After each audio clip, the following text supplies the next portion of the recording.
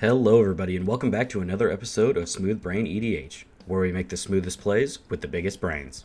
Today, we've got a very special episode for you. Most of us here at Smooth Brain are big Godzilla and Kong fans, so I'm excited to tell you guys we're going to be doing a Godzilla vs. King Kong video this week. We're going to have Godzilla, Kong, and two other kaiju from the Godzilla series. So, let's jump straight into who's playing what. Up first, we have Ethan playing Rodan. This casual combo deck tries to use Rodan to make infinite mana or infinitely mill everyone out, and its Jeskai colors also let it be pretty interactive throughout the entire game. Up next is Cameron playing Kogla Kong. Unfortunately, there isn't an official magic altar for this one, but that's not stopping Cameron from playing the Ape Boy himself. Now, this is your typical mono green deck. It's got ramp, it's got big creatures, but Cameron also has an infinite combo in it. With Hyrax Tower Scout, Kogla, and Selvala, he can make infinite mana. And hopefully for all the Kong fans out there, he's able to pull out a win. Up next is Justin and his Gigan deck. Now this deck is a good mix of combo and control. Blue-black gives him plenty of interaction throughout his entire deck, and whenever he's ready, he can go on the offensive. This deck has a bunch of clone effects so he can get as many Gigans out as possible, potentially winning with all the copies or milling everybody out. And last but not least is our resident Godzilla freak, Chandler. This deck, unlike the rest, doesn't actually have any combos in it. It's just your classic go big or go home Gruul deck. There's a lot of ramp, a lot of value, and a lot of big creatures in this deck. Alright, and now that we've seen who's playing what, let's get into the hands. But before that, let me know who you think's gonna win. And up first we have Ethan, who keeps a hand of Polluted Delta, Mountain, Azorius Signet, Thought Scour, Fierce Guardianship, Faithless Looting, and Wear Tear. This is a nice hand. It's got turn 2 ramp and plenty of interaction. Up next is Cameron, who keeps 3 forests, Nykthos, Soul Ring, Regrowth, and Rex Sage. This is also a really good hand. With that Soul Ring and guaranteed land drops, he's going to get an early Kogla down. Justin is up next, and he keeps Dark Slick Shores, Scalding Tarn, City of Brass, Castle Locthwain, Anticipate, Negate, and Narset Parter of Veils. I would also be keeping this hand myself. It's got guaranteed land drops, Negate is good interaction, and Anticipate and Narset Parter of Veils is good card selection. And finally, we have Chandler with Wooded Foothills, Stomping Ground, Sylvan Caryatid, Dockside Extortionist, Tireless Tracker, Rampaging Baloths, and Godzilla Primeval Champion. Also a pretty decent hand. It's got turn 2 ramp, and if his opponents play enough artifacts and enchantments, Chandler could have a quick burst with Dockside Extortionist. And if he keeps up his land drops, Tireless Tracker will provide him with plenty of value. Alright you guys, we've seen the hands. Now let's jump straight into the game. Looks like Cameron wins the die roll and starts his turn off with a turn 1 Soul Ring before passing to Chandler. Chandler plays a tapped Stomping Ground and passes to Justin. Justin plays a Scalding Tarn, fetches for a tapped Watery Grave, and passes to Ethan. Ethan plays a Polluted Delta and just passes. Cameron plays another forest and casts Kodama's Reach, searching up 2 forests and putting 1 to his hand and 1 to the battlefield tapped. Chandler plays his own forest and then casts Sylvan Caryatid before passing to Justin. Justin plays Dark Slick Shores before passing to Ethan, and Ethan fetches for his Triome on Justin's end step. Ethan plays a mountain as his land for turn and then taps for 2, casting Azorius Signet before passing to Cameron.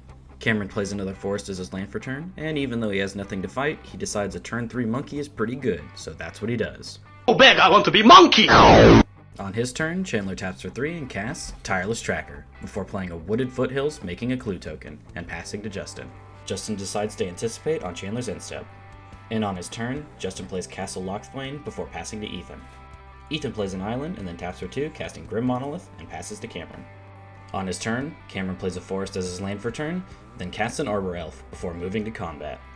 Not a huge fan of the Monolith's potential, Cameron swings Kogla at Ethan to destroy it. Ethan floats 3 in response. Cameron then passes to Chandler, and Chandler fetches for a mountain on his end step, getting another clue token. And on his turn, Chandler taps for 4 and casts Migration Path, getting 2 more basics, a forest and a mountain to the battlefield tapped. It makes 2 more clue tokens, before passing to Justin. And on his end step, Justin Mystical Tutors for a Toxic Deluge to the top of his library. Justin, wanting to get a little more bang for his buck, plays an island and passes to Ethan. Ethan Thought Scours on his end step, milling 2 and drawing a card. And then on his turn, he taps for 4 and casts a Whirlwind of Thought before passing to Cameron. Cameron plays Nykthos as his land for turn, then moves to combat. But before attacks, Justin Winds of Rebukes Kogla and everybody mills 2 cards. Cameron, who milled aid from the cowl, decides to regrowth it back to his hand and cast it. But Justin is relentless today and negates it. Cameron then passes to Chandler. Chandler starts his turn off by casting Vivian Reed. More interested in hitting his land drops than destroying Ethan's enchantment, Chandler upticks Vivian and finds a forest, and then plays it, getting another clue token. He then rolls to see who he attacks. It turns out to be Justin, and so Justin takes 3 from Tireless Tracker. He then passes to Justin, who plays a City of Brass on his turn and passes to Ethan. Ethan just plays a Wooded Foothills as his land for turn and passes to Cameron. Cameron plays his own Tireless Tracker, and it seems as if the monkey and dinosaur are actually getting along pretty well. Cameron then plays a Snow-Covered Forest and makes his own clue token. He then sacrifices it to draw a card, and then passes to Chandler, who sacrifices his own on his end step to draw a card. He then plays another mountain as land for turn, makes another clue token, then downticks Vivian Reed to destroy Ethan's Whirlwind of Thought. Ethan responds by casting Impulse to get at least 1 draw off the Whirlwind. After he's done, the ability resolves and Whirlwind is destroyed. Chandler then taps for 4 and casts Explosive Vegetation to get 2 more forests to the battlefield tapped and gets 2 more clue tokens before passing to Justin. Justin activates his castle on Chandler's end step to draw a card and lose 5 life. And then on his turn, he taps for 3 and casts Rhystic Study before passing to Ethan. But on his end step, Ethan wears the Rhystic Study, paying for the 1, because if he can't have a card drawing enchantment, nobody can. And still on end step, he fetches for Volatile Fjord. Ethan starts his turn off with an island, and then casts Faithless Looting, drawing 2 and discarding 2. He then taps for 3 and casts Rodan before passing to Cameron. Cameron plays a forest and gets a clue.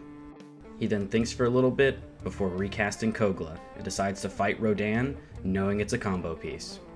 Ethan then responds by flash mutating Sea Dasher Octopus and swords the monkey with the mutate trigger. After this, Cameron casts Time of Need, searching his library for Kodama and putting it to his hand. Cameron then moves to combat and swings for 4 at Justin, who takes it. He then passes to Chandler, who cracks 2 clues on his end step. And Chandler decides it's go big or go home time and casts Godzilla Primeval Champion.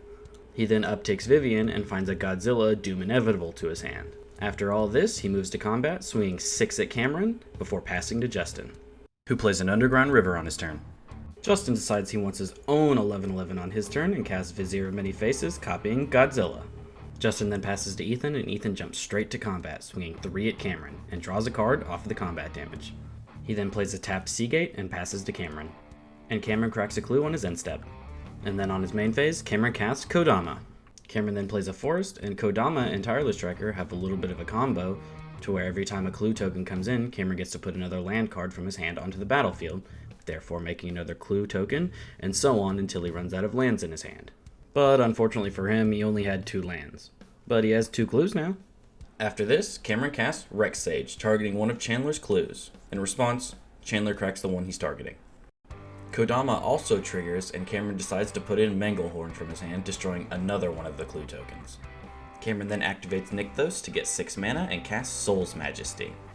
Ethan decides 6 cards is a lot to draw, so he Flusterstorms it. Cameron then uses his last mana floating and his Arbor Elf to crack a clue token and draw a card, before swinging at Ethan for 6 and passing to Chandler.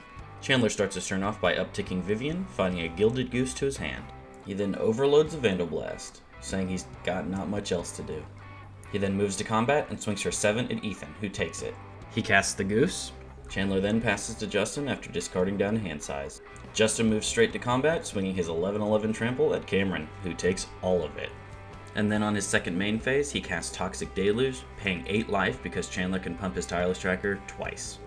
Ethan responds by casting Into the Royal and kicking it, targeting Rodan.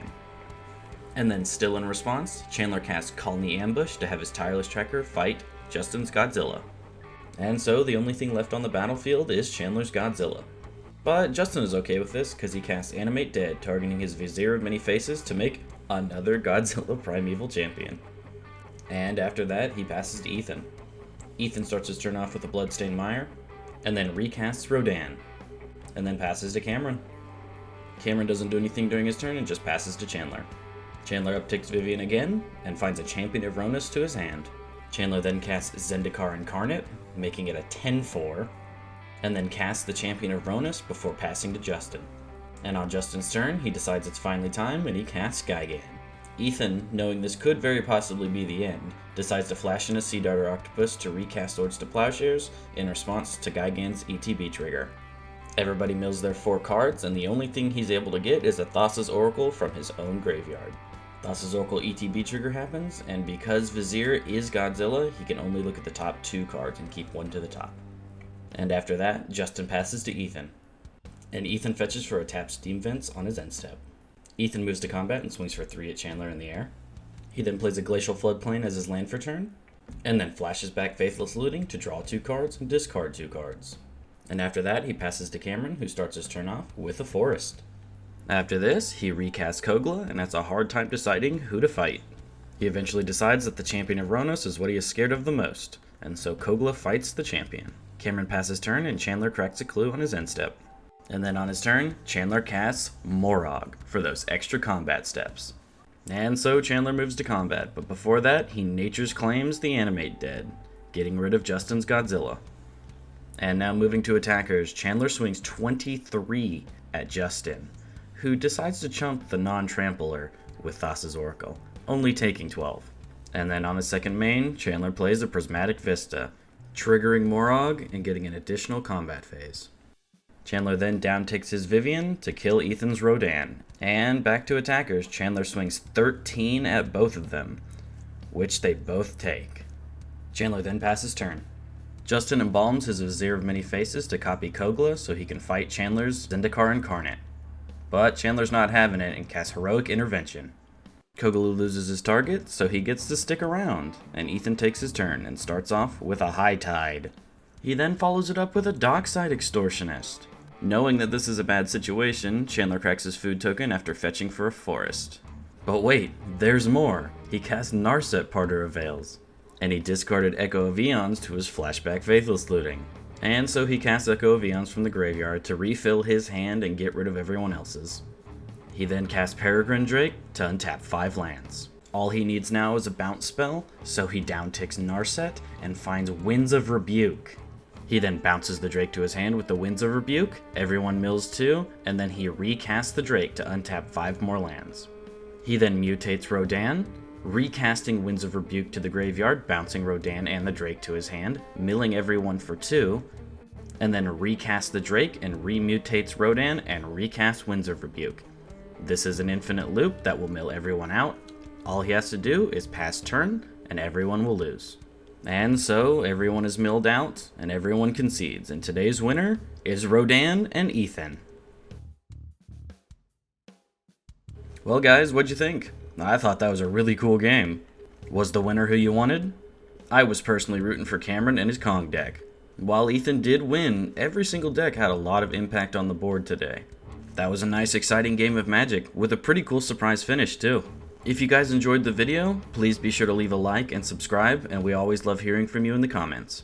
Don't forget to check us out on our social media platforms too. You can get some behind the scenes and sneak peeks there. Once again, thank you guys so much for watching and supporting us. Have a smooth day.